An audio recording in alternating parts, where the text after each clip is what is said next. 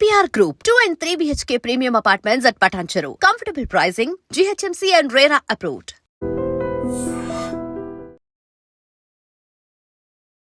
So మాతృభూమి అనగానే కేవలం మోదీకి గుళ్ళు మాత్రమే గుర్తొస్తున్నాయా? వాటిని రివైవ్ చేయాలి, వాటిని స్ట్రెంథెన్ చేయాలి, రీకన్స్ట్రక్ట్ చేయాలి.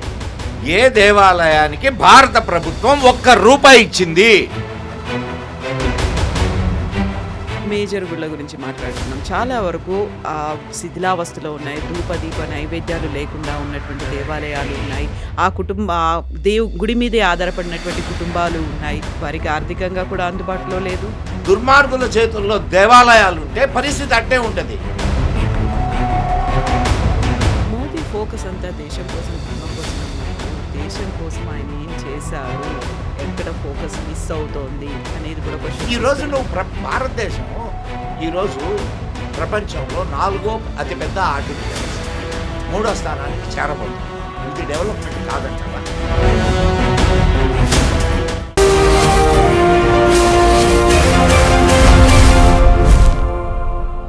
నమస్తే, నేను Kavitha. Welcome to I dream. ప్రధానమంత్రి నరేంద్ర మోదీ మొదటగా అయోధ్య, ఆ తర్వాత ఉజ్జయిన్ మహాకాల్, ఇప్పుడు లేటెస్ట్గా సోమనాథ్ మందిర్. కేవలం దేవాలయాల మీదనే ఫోకస్ పెట్టారా? దేవాలయాలకు పెట్టే ఖర్చుతో ఇక్కడ బడులని లేకపోతే హాస్పిటల్స్ని కట్టించవచ్చు, అక్కడ ఉన్నటువంటి పేదలకి హెల్ప్ చేయొచ్చు. వీటన్నిటి మీద ఎందుకని ఫోకస్ పెట్టట్లేదు? ఏమన్నా అంటే దేశం కోసం, ధర్మం కోసం అంటూ కేవలం ధార్మిక సంస్థలకి, దేవాలయాలకి మాత్రమే ఫోకస్ ఎందుకని పెడుతున్నారు? మనతో పాటుగా ఉన్నారు ప్రముఖ జాతీయవాది మదన్ గుప్తా గారు. నమస్కారం అండి. నమస్తే. సదా వత్సలే మాతృభూమి. సో మాతృభూమి అనగానే కేవలం మోదీకి గుళ్ళు మాత్రమే గుర్తొస్తున్నాయా? వాటిని రివైవ్ చేయాలి, వాటిని స్ట్రెంథెన్ చేయాలి, రీకన్స్ట్రక్ట్ చేయాలి. చాలా మంచి ప్రశ్న వేసావమ్మా. ఏ దేవాలయానికి ₹1 ఇచ్చారో చెప్పమ్మా నాకు. ఏ దేవాలయానికి భారత ప్రభుత్వం ₹1 ఇచ్చింది చెప్పు నాకు. ఖర్చు పెట్టింది చెప్పు. కాకపోతే ఆయన మాత్రం ముఖ్య అతిథిగా ప్రధానమంత్రి హోదాలో వెళ్ళి దాన్ని హైలైట్ చేసి చూపించడం, భవ్య దివ్య నవ్య రామ మందిరం అనడం. ఎస్ దాని వెనుక ఉన్నటువంటి ఆలోచన మొట్టమొదట మనం అర్థం చేసుకోవాలా. You should know about the temple economy. ఈరోజు అయోధ్య నిర్మాణం జరిగిన తర్వాత అయోధ్యకు గవర్నమెంట్ ఒక్కటే ₹1 ఇచ్చిందమ్మా. తెలుసా నీకు? అయోధ్య నిర్మాణానికి గవర్నమెంట్ ₹1 ఇచ్చింది.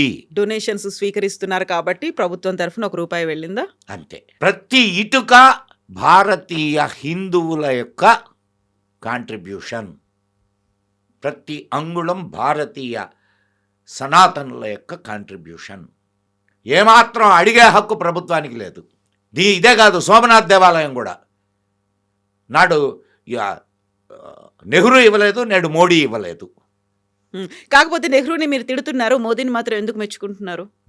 మోదీ ఆలయాల పట్ల శ్రద్ధ చూపిస్తున్నాడు, ధర్మం పట్ల శ్రద్ధ చూపిస్తున్నాడు. దాని వెనుక ఉన్నటువంటి ఆర్థిక వ్యవస్థను మోడీ గుర్తించాడు. ఎంత ఆర్థిక వ్యవస్థ దాన్ని చుట్టుకొని ఉందో. ఈరోజు నువ్వు అయోధ్య వెళ్ళొచ్చావమ్మా? వెళ్ళావా? వెళ్ళాను. ఎన్నిసార్లు వెళ్ళావు? ఒకేసారి. అప్పుడే ఫస్ట్ ఫ్లోర్లో ఉన్నటువంటి దాన్ని ఓపెనింగ్ చేస్తున్నారు, మోదీ వస్తున్నారు అంటే ఒక వారం రోజుల ముందు వెళ్ళి వచ్చాను. అది కవర్ చేయడానికి. సరే, కవర్ చేయడానికి వెళ్ళినా, దేనికి చూశాను, దేనికి వెళ్ళినా నువ్వు చూసావు. ఇది కాదు, నీకు ఇక్కడి నుంచి వెళ్ళడానికి, అక్కడి నుంచి రావడానికి, నువ్వు అక్కడ ఉండడానికి ఎంత ఖర్చు అయి ఉంటుంది? నీకు కానీ నీ సంస్థకు కానీ ఎంత ఖర్చు అయి ఉంటుంది? ఉంది. 5 రోజులు ఉన్నాం కాబట్టి మేము 4 కలిసి వెళ్ళాము. అయి ఉంటుంది $1 lakh వరకు. దేనికోసం వెళ్ళావు? అక్కడ ఉన్నవన్నీ చూపించడానికి. రామ మందిరానికి నువ్వేమన్నా ₹1 ఇచ్చావా? ఫ్యామిలీ ₹1,00,000 ఎక్కడికి వెళ్ళింది? ₹1,00,000 ఎక్కడికి వెళ్ళింది? నువ్వు విమానంలోనో, బస్సులోనో, వివిధ సంస్థలకు వెళ్ళింది. దానికి ఖర్చు అయ్యే పెట్రోల్ మీద ట్యాక్సులు గవర్నమెంట్కి వస్తాయి. అక్కడ నువ్వు హోటళ్లలో ఉన్నావు, అక్కడ తిన్నావు, అక్కడ ఉండేటటువంటి ప్రజలకు ఆ డబ్బులు డిస్ట్రిబ్యూట్ అవుతాయి. తర్వాత దాని మీద వచ్చే ట్యాక్సులు గవర్నమెంట్కి వెళ్తాయి. ఇదంతా ఎకానమీ కాదు. నువ్వు ఎందుకమ్మా మొన్న మహాకుంభ్ జరిగింది కదా. అవును. ఎంతమంది విజిట్ చేశారు మహాకుంభ్కి? కోట్లలో వచ్చారు. దాదాపు 60 కోట్లని అట్లా. అంచనా వేస్తున్నారు. 60 కోట్ల మంది ఒక ప్రదేశాన్ని విజిట్ చేస్తే ఎంత రెవెన్యూ సర్క్యులేట్ అయి ఉంటుంది హ్మ్. చెప్పు, ఎంత రెవెన్యూ? లక్షల కోట్లలో. సో దీన్ని నువ్వు ఆధ్యాత్మికంగా చూస్తే మోడీ దండం పెట్టాడు, హ్మ్. ఆర్థికంగా చూస్తే దేశానికి ఎంత లాభం చేశాడు? అదంతా పరోక్షంగా అవుతుంది. ప్రత్యక్షంగా ఎందుకు చేయలేకపోతున్నారు? ప్రత్యక్షంగా ప్రత్యక్షంగా అక్కడ హాస్పిటల్స్ కట్టించొచ్చు, అక్కడ బళ్ళు ఉన్నాయి. కట్టించుకోవచ్చు, అక్కడ వాళ్ళకి కట్టించు. Lifestyle development. కట్టించమ్మా, నీ డబ్బులతో కట్టించు, ఏది గవర్నమెంట్ డబ్బులతో కట్టించు. నా డబ్బులతో కట్టించమని చెప్పడానికి నువ్వెవరు? ఎస్, నేను కట్టించేటప్పుడు నేను కట్టిస్తా. ఇంతకుముందు పుణ్యక్షేత్రాల్లో సత్రాలు లేవా? తెలుసా? సత్రాలు ఉండే ఉన్నాయి. ఈనాటికి ఉన్నాయా? ఉన్నాయి. మరి అక్కడికి వెళ్ళిన వాళ్ళకి వసతి గృహాలు ఇస్తున్నారా లేదా? అక్కడికి వెళ్ళినటువంటి వాళ్ళకి అనేక సౌకర్యాలు రోజు అన్నం పెడుతున్నారా లేదా? మేజర్ గుళ్ళల్లో రోజు అన్నదానం జరుగుద్ది. మేజర్ గుళ్ళ గురించి మాట్లాడుకున్నాం. చాలా వరకు శిథిలావస్థలో ఉన్నాయి. ధూపదీప నైవేద్యాలు లేకుండా ఉన్నటువంటి దేవాలయాలు ఉన్నాయి. ఆ గుడి మీదే ఆధారపడినటువంటి కుటుంబాలు ఉన్నాయి. వారికి ఆర్థికంగా కూడా అందుబాటులో లేదు. దుర్మార్గులు పరిపాలిస్తూ ఉంటే, దుర్మార్గుల చేతుల్లో దేవాలయాలు ఉంటే పరిస్థితి అట్టే ఉంటుంది. చెల్లై కమిషన్ ఒక రిపోర్ట్ ఇచ్చింది. దాని ప్రకారం ఏబిసి అని చెప్పి 3 రకాలుగా కేటగిరీస్ చేశారు. సి కేటగిరీ 5 లక్షల వార్షిక ఆదాయం ఉండే వాటి మీద ప్రభుత్వం ఆధిపత్యం చేయాల్సిన అవసరం లేదని రిపోర్ట్ ఇచ్చింది. కానీ ఈ దుర్మార్గులు ఏం చేశారో తెలుసా? ఒక 10 గుళ్ళని 5 లక్షలు వచ్చేటటువంటి 5 లక్షల లోపు ఉండేటటువంటి ఆ చుట్టుపక్కల ఉండే 10 గుళ్ళని ఒక గ్రూప్ చేసి పెత్తనం చలాయించడం మొదలుపెట్టారు. అంటే దాన్ని ఆ 10 గుళ్ళని కలిపి ఒక గుడిగానే కన్సిడర్ చేస్తారు. దానికి ఒక ఈఓ, ఆడికి ₹1,00,000 శాలరీ, ఆడు ఒక గుమస్తాను పెడతాడు, వాడికి 30,000 శాలరీ. కానీ రోజు ధూపదీప నైవేద్యాలు చేసేటటువంటి ఒక పూజారికి 3,000 శాలరీ. సిగ్గుందమ్మా వీళ్ళకే. నా దేవుడు సొమ్ము తింటూ నా దేవుడికి అర్చన చేసేటటువంటి వాళ్ళకి తిండికి గుడ్డకి కరువు, వాళ్ళ మీద అజమాయిషి చేసేటటువంటి ఈ దుర్మార్గులకి లక్షల శాలరీ. ఇది ప్రభుత్వం చేసేటటువంటి మళ్ళా నా దేవుడి సొమ్ము కావాలా? నేనిచ్చే సొమ్మమ్మా ఇది. నేను నా దేవుడి కోసం ఇస్తున్నటువంటి సొమ్ము కాబట్టి అడిగే హక్కు నాకుంది. దేవుడి కోసం సొమ్ము అనుకుంటున్నాము, ఇండివిజువల్గా ఇస్తున్నాము, భక్తితో ఇచ్చేది ఉంటుంది, కొన్నిసార్లు కోరికలు ఉంటాయి, లేకుంటే పాపభీతి అనేది ఉంటుంది. వీటన్నిటి ఏదైనా కానీ నేను నా హార్డ్ అండ్ మనీ నేను ఇస్తున్నానా లేదా? నా హార్డ్ అండ్ మనీ సద్వినియోగం కావాలని కోరుకోవడంలో తప్పేంటి?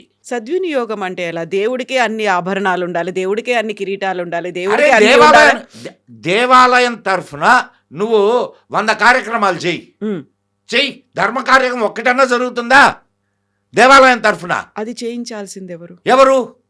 గవర్నమెంట్ చేతిలో ఉంది కాబట్టి గవర్నమెంట్. నా దేవాలయం పేరుతో హాస్పిటల్ నిర్మించు. అవి ఒక నిరుద్యోగ రాజకీయ నాయకులకి అడ్డాలుగా తయారైనవి నా దేవాలయాలు. పోనీ వాళ్ళు ఏమన్నా సత్పురుషులు వచ్చి ఆడు కూర్చుంటున్నారా అంటే ఒక్కొక్కడు దోపిడీదారుడు. ఒక దేవాలయం కాదమ్మా. నువ్వు ఈవెన్ ఇంతకు ముందుగా నువ్వే అన్నావు ఆయన ప్రమోట్ చేస్తున్నాడని. ఎవరు? మోదీ ప్రమోట్ చేస్తున్నాడు. దాని వెనక మళ్ళా ఆర్థిక ప్రయోజనమే. మోడీ 2 విషయాల మీద కాన్సన్ట్రేట్ చేశాడమ్మా భారతదేశంలో. అంటే ఇంకా చాలా సాల్వ్ కావాల్సినటువంటి విషయాలు ఉన్నాయి. అవి మరి మోడీ చేస్తాడా, మోడీ తర్వాత వచ్చేవాళ్ళు చేస్తారా అనేది నాకు తెలీదు. కానీ మోడీ మాత్రం ప్రజెంట్ 2 విషయాల మీద ఆయన కాన్సన్ట్రేట్ చేశాడు. ఒకటి ఆర్థిక వ్యవస్థను బలోపేతం చేయడం, 2 రక్షణ రంగ వ్యవస్థను బలోపేతం చేయడం. ఈ 2 ఆయన చేశాడు. అండ్ మూడవది అంటే అది పూర్తిగా జరుగుతుంది అని నేను చెప్పలేను. కానీ సనాతనులకు, హిందువులకు ఒక హోప్నిచ్చాడు. నీ ధర్మాన్ని పాటించేవాడు చాలా ఆ, అభివృద్ధిని సాధించగలడు అనే ఒక హోప్నిచ్చాడు. అండ్ హిందువు మాట్లాడడానికి ఈరోజు కవిత కూర్చొని ప్రశ్నలు అడిగితే ఒక కామన్ మ్యాన్ సమాధానం చెప్పగలుగుతున్నాడు. నా హృదయాన్ని నేను ఆవిష్కరించగలుగుతున్నా. ఈ సోషల్ మీడియా రాకముందు పరిస్థితి ఏంది చెప్పమ్మా? ఎన్నేళ్ల నుంచి ఉన్నావు నువ్వు? 20 ఏళ్ళు అవుతుంది ఈ ఫీల్డ్. 20 ఏళ్ల నుంచి ఉన్నాను ఈ 20 ఫీల్డ్. ఏళ్ల నుంచి ఫీల్డ్లో ఉన్నావు. నువ్వు చూసావుగా, సోషల్ మీడియా రాకముందు నుంచి ఈ ఫీల్డ్లో ఉన్నావుగా. ఆనాడు ఒక హిందువు తన ఆవేదనను లేదా తన హృదయాన్ని ఆవిష్కరించడానికి ఏదైనా అవకాశం ఉండిందా? పత్రికలు అండ్ మాధ్యమాలు ఇవన్నీ కూడా హిందూ విరోధంగానే పనిచేసినాయా లేదా? మోదీ వచ్చిన తర్వాత కంప్లీట్గా అది మారిపోయింది. అటాక్స్ అనేవి అవుతున్నాయి, మాబ్ లించింగ్లు అవుతున్నాయి, వాళ్ళ ఎక్కడ జరుగుతున్నాయి? వ్యక్తిగత మాబ్ స్వేచ్ఛ. లించింగ్ హిందువుల మీద జరుగుతున్నది. హిందువుల మీద జరుగుతున్నాయి మాబ్ లించింగ్లు. ఎక్కడో ఒకటి అరా సంఘటన జరిగింది, జరగలేదని చెప్పడంలా. కానీ మాబ్ లించింగ్లంతా హిందువుల మీద జరుగుతున్నాయి. హనుమాన్ ర్యాలీ తీస్తే రాళ్ళు పడడంలా రాళ్ళు పడుతున్నాయా లేదా? సరే, మాబ్ లించింగ్లు ఇప్పుడు మోడీ వచ్చిన తర్వాత ఉమ్, స్టేట్ని పాలించేటటువంటి ప్రభుత్వం ఎవరిదమ్మా? కాంగ్రెస్. ఈ స్టేట్ అని కాదు, ఏ స్టేట్ అయినా ఆ స్టేట్ గవర్నమెంట్దేనా? అవును. ఆ? మరి ఈ ఆ, బెంగాల్లో ఎన్ని మాబ్ లించింగ్లు జరిగినాయి? ఎవరు దానికి బాధ్యులు? ఇక్కడ రెడ్డి గారు అధికారాలు చేపట్టిన తర్వాత 16 ఆ, దేవాలయాలు మీద అటాక్స్ జరిగినాయి. నిన్నగాక మొన్న ఇక్కడే కదా అమ్మవారి విగ్రహాన్ని కాలుతో పడగొట్టి. మరి వీటికేమంటావు నువ్వు? సమాధానం లేదు. ఇది కూడా ఎక్కడో ఒక చోట జరిగిన దాన్ని ఎక్కడో ఒక చోట ఏంది? మొత్తానికి 16 సార్లు ఇక్కడే జరిగినాయి.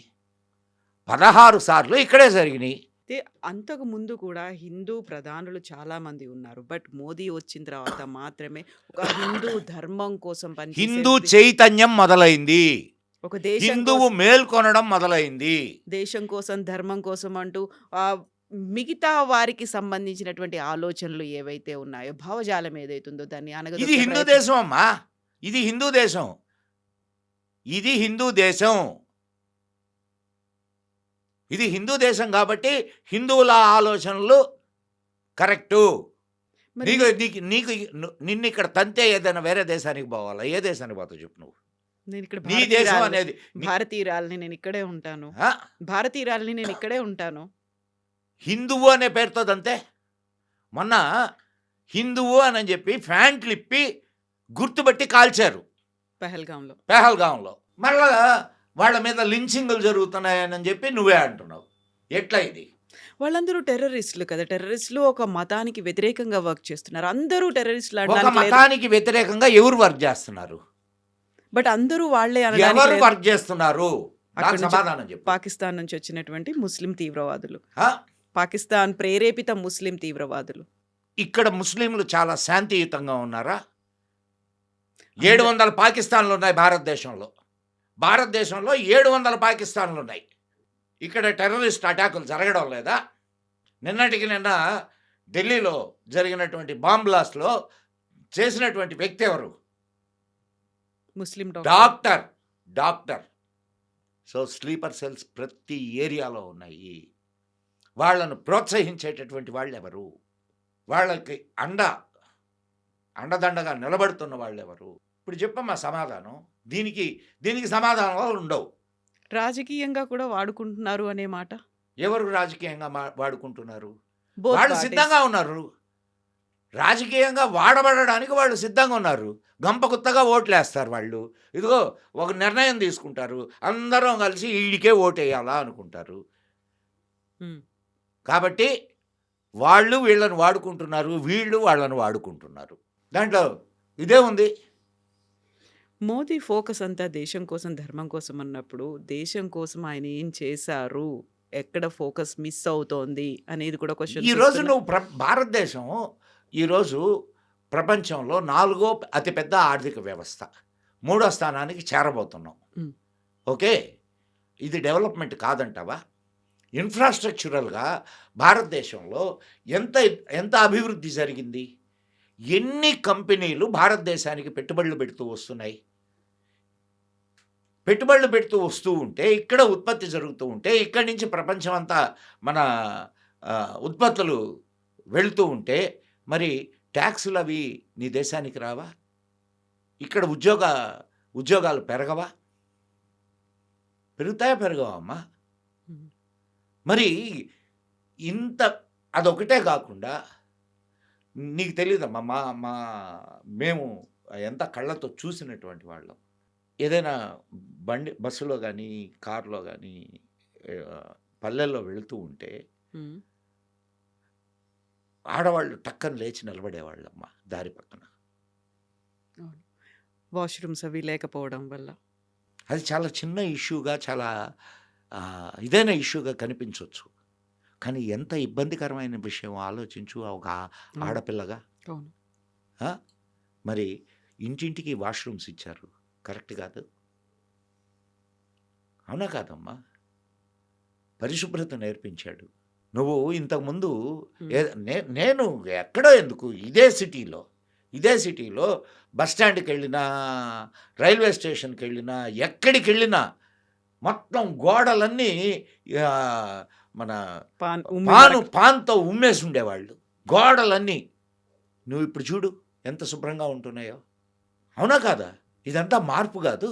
సో మానసికంగా చిన్న పిల్లలమ్మా, వాళ్ళు తిన్నటువంటి చాక్లెట్ తీసి డస్ట్బిన్ ఎక్కడుందో ఎతుకుతున్నారు. మనం ఈ విషయాల గురించి, ఇవి చాలా చిన్నగా ఉంటాయి లేకపోతే సెన్సిటివ్ అంశాలు, ఫోకస్ పెట్టాల్సిన పెద్ద అంశాలు చాలా ఉన్నాయి అనుకున్నప్పుడు అమెరికా పెద్దవి ఏమున్నాయి చెప్పు నాకు. సో అమెరికాకి మనం లొంగిపోయి ఉన్నాము. మోదీ ప్రాపర్గా వర్క్ చేయట్లేడు, ఆయన బెదిరింపులకు లొంగిపోతున్నాడు, ఆయన సంతోష పెట్టాలని చూసే ప్రయత్నాల్లో ఆయన ఉన్నాడు. ఫోన్ చేయరా మొర్రో అంటే కూడా ఫోన్ చేయడంలా. నువ్వు రా వచ్చి కూర్చో అంటే వెళ్ళడంలా. ఇంకా లొంగినట్టెట్ట? పోనీ మన దేశ ప్రపంచంలో లొంగని వ్యక్తి ఎవరైనా ఉన్నారంటే మోడీ ఒక్కడే. నిన్న వాళ్ళ మంత్రి ఒక ఆయన అవును చెప్పాడు, ఫోన్ చేయమని వారం రోజుల నుంచి కోరుతుంటే, వారంలో దీన్ని ఇది ట్రేడ్ డీల్ కోసం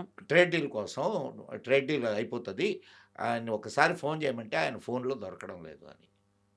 బట్ దాన్ని మన భారతదేశం కూడా ఖండించింది, అవన్నీ కూడా కాదు అనే దాంట్లో.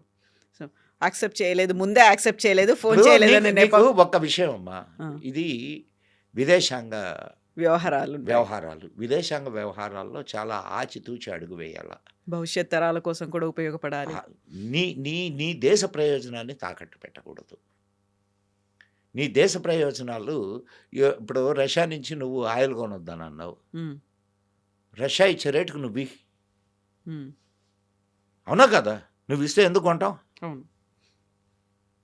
సో రష్యా నా ప్రయోజనాలను కాపాడుతుంది, సో రష్యాకు కొంటాం. ఒక్కటే గుర్తుపెట్టుకోమ్మా, శాశ్వత మిత్రులు శాశ్వత శత్రువులు ఎవరు ఉండడు. 1962 వార్ జరిగినప్పుడు రష్యాని మనం సహాయం అడిగాం. రష్యా చెప్పిన సమాధానం ఏందో తెలుసా? చైనాతో వార్ జరిగినప్పుడు, you are my friend but China is my brother, um, so I can't help you. ఆ టైంలో అమెరికా సహాయం చేసింది. సో 60 ఏళ్ళు గడిచేసరికి అవన్నీ మారిపోయాయి పరిస్థితి. సమయాన్ని బట్టి మిత్రుడు, సమయాన్ని బట్టి శత్రువు తయారవుతుంటారు. ఉమ్, అది గుర్తించగలగాల. నీ దేశ ప్రయోజనాలకు ప్రాధాన్యతనిచ్చి నువ్వు ముందుకు నడవాల. ఇది రాజనీతి. ఇప్పుడు 60 సంవత్సరాలు అప్పుడెప్పుడో సహాయం చేశాడని ఇప్పుడు పోయి తలంచుకొని ఆడి దగ్గర నిలబడతావా? ఆడు ఎన్ని దేశాలని నాశనం చేశాడు? ఇప్పుడు జరుగుతున్నది కదా. అవును. ఇప్పుడు ఇరాన్ మీద కాన్సన్ట్రేషను, వెనిజులా అయిపోయింది, ఇరాన్ మీదకి వచ్చాడు. అటు ఇదైపోయింది, ఏది మన రష్యా ఉక్రెయిన్ అయిపోయింది, వెనిజులా అయిపోయింది. వాడిని నువ్వు ఎట్లా నమ్ముతావు? జస్ట్ నీకు ప్రయోజనం ఏదైనా ఉంటే వెళ్ళు. ఉమ్. నేను నీ మీద 500% వేస్తాను, 50% నుంచి 500 వరకు పెంచు. ఏం చేశారు ఇప్పుడు? అక్కడికి పంపించే ఉత్పత్తులు వేరే దేశాలకు తరలిస్తున్నారు. వేరే దేశాల్లో మనకు ప్రపంచం అంతా మార్కెట్ ఉంటే అమెరికా ఒకటే మార్కెటా? ఉమ్. ఇప్పుడు ప్రపంచ మార్కెట్లలో భారతదేశం విస్తరిస్తూ ఉంది. మీరు మోదీకి ఎన్ని మార్కులు వేస్తారు? 100కి 100 వేస్తా. కంప్లీట్లీ సాటిస్ఫైడా? Completely satisfied. కొంచెం ఏ కోశాన కూడా ఈయన మీద డౌట్లో లేకుంటే ఇది ఇంకా చేయలేదు అనేటువంటి అనుమానాలు లేకపోతే చెయ్యలేదు కాదు, చెయ్యలేకపోవడానికి కారణాలు ఉంటాయి. చేయలేకపోవడానికి కారణాలు ఉంటాయి. ఏ ప్రధాని 20 గంటలు పనిచేస్తున్నాడమ్మా? అవన్నీ కూడా ఫోటో యాప్ల కోసం చేస్తున్నారు, లేకుంటే సోషల్ మీడియాలో ప్రమోషన్ కోసం, కెమెరాల కోసం చేస్తున్నారు అని. పోనీ నువ్వు రైట్, దానికోసమే చేస్తున్నాడు అనుకుందాం. దానికోసం 20 గంటలు మేల్కొని ఉండాలనా? ఎంతెంత వర్క్ జరుగుతుందో మీకు ఆయనకు దగ్గరలో పనిచేసేటటువంటి అధికారులను అడిగితే తెలుస్తుంది. నిద్రపోనిడు ఎవరిని. సో పోనీ కరప్టెడా? నా కావుగా నా కానేదుగా అన్నాడు కదా. కరప్టెడా? కాదు. ఆయన ఈరోజు నువ్వు ఓటు వేయకపోతే నా సంచి వేసుకొని నేను వెళ్ళిపోతాను అంటున్నాడు. అదే పాత ప్రధానులు ఎంతెంత సంపాదించుకున్నారో అందరికీ తెలుసు. రాష్ట్రపతులు వాళ్ళ రాష్ట్రపతి భవనాన్ని ఇచ్చేసేటప్పుడు, ఖాళీ చేసేటప్పుడు మొత్తం ఫర్నిచర్ అంతా ఎత్తుకుపోయినటువంటి వాళ్ళు ఉన్నారు. అమ్మ, మనకు పోనీ ఇంత అభివృద్ధి 75 సంవత్సరాల్లో చూసామా? ఇంత అభివృద్ధి 75 సంవత్సరాలలో చూసామా? ఆర్థిక అభివృద్ధి, ఆర్థిక అభివృద్ధి కానీ లేదు, హిందూ ధర్మం గురించి కానీ. దాన్ని కూడా ఇప్పుడు ఒక అంశంగా తీసుకున్నావుగా నువ్వు. హిందూ ధర్మం గురించి మనం స్టార్ట్ చేసిందే మోదీ ఫోకస్ అంతా దాని మీదే ఉందా? దేశం కోసం, ధర్మం కోసంతోనే ఉందా? ఈ రోజు నేను మాట్లాడుతున్నాను అని అంటే జస్ట్ బికాస్ ఆఫ్ మోడీ. నాకు ఒక యూట్యూబ్ ఛానల్ ఉందమ్మా, మదన్ గుప్తా. దానికి మంచి రెప్యుటేషనే ఉంది. కానీ ఎవరికి తెలియని విషయం ఏంటంటే, అంతకు ముందు కూడా భారతీయులోనే ఒక యూట్యూబ్ ఛానల్ ఉండేది. దాన్ని హ్యాక్ చేశారు. కాంగ్రెస్ హయాంలో హ్యాక్ చేశారు దాన్ని. మళ్ళా ఇప్పుడు డబుల్ స్పీడ్తో వ్యవహారం నడుస్తుంది. రివైవ్ చేసుకొని దూసుకెళ్తున్నారా? నేను అంటున్నది ఏంటంటే, మంచి ప్రధానులు లేరని నేను చెప్పట్లే. కానీ ఇప్పటి వరకు మనకు వచ్చిన ప్రధానుల్లో ది బెస్ట్ ప్రధాని Narendra Modi. He has a vision. And vision ఉండడం గొప్ప విషయం కాదు, కానీ విజన్కి తగ్గట్టుగా వర్క్ని ఇది చేస్తున్నాడు. Execution, that is more important. ఎన్ని మెడికల్ కాలేజెస్ వచ్చినాయి, ఎన్ని ఇంజనీరింగ్ కాలేజెస్ వచ్చినాయి, ఎన్ని ఎయిర్పోర్ట్లు వచ్చినాయి, ఎంత రోడ్స్ డెవలప్మెంట్స్ ఎంత జరుగుతున్నాయి, ఎన్ని పోర్టులు వచ్చినాయి. సో ఇంత డెవలప్మెంట్ జరుగుతూ ఉంటే మనం 4 గోడల మధ్య కూర్చొని మాట్లాడుకుంటే, అంటే 4 గోడలే కాదు, సోషల్ మీడియాలో కీబోర్డ్ని యూజ్ చేసుకొని మాట్లాడేవాళ్ళు కూడా. నేను మొత్తం దేశం అంతా తిరుగుతూ ఉంటానమ్మా, తిరుగుతున్నాను. నువ్వు ఈ పాడ్కాస్ట్ చేయడానికి ఒక 10 గంటల ముందు వచ్చాను నేను హైదరాబాద్కి. అవును. సో నేను కళ్ళతో చూస్తున్నా, జరుగుతున్న డెవలప్మెంట్ చూస్తున్నాను. అండ్ అతి సన్నిహితంగా ఉండేవాళ్ళు చెప్తున్నటువంటి విషయాలు వింటున్నా. సో ఆ డెవలప్మెంట్ మీ దృక్కోణంతో మీరు చూస్తున్నారు, మిగతా వాళ్ళు వాళ్ళ పర్సెప్షన్తో వాళ్ళు చూస్తున్నారు. వాళ్ళు చూసి మాట్లాడితే నాకు అభ్యంతరమే లేదు. చూడకుండా మాట్లాడుతున్నారు. వాళ్ళు చూసి మాట్లాడితే నాకు అభ్యంతరమే లేదు. వాళ్ళు సోషల్ మీడియాలో మాట్లాడుతుంటేనే. ఇప్పుడు నేను చూసి మాట్లాడుతున్నాను. నేను చెప్తున్నాను కదా, నేను నూక్ అండ్ కార్నర్స్కి వెళ్ళొచ్చాను భారతదేశంలో. మోడీ గారు రాకముందు వెళ్ళొచ్చాను, మోడీ గారు వచ్చిన తర్వాత వెళ్ళొచ్చాను. I know the difference. మనం ఇంకా బోల్డ్ అనే విషయాలు ఉన్నాయి, వాటన్నిటి గురించి కూడా మళ్ళీ మాట్లాడుకుందాం. థ్యాంక్ యూ సో మచ్ అండి. Thank you. జై హింద్, జై మా భారతి. జై హింద్.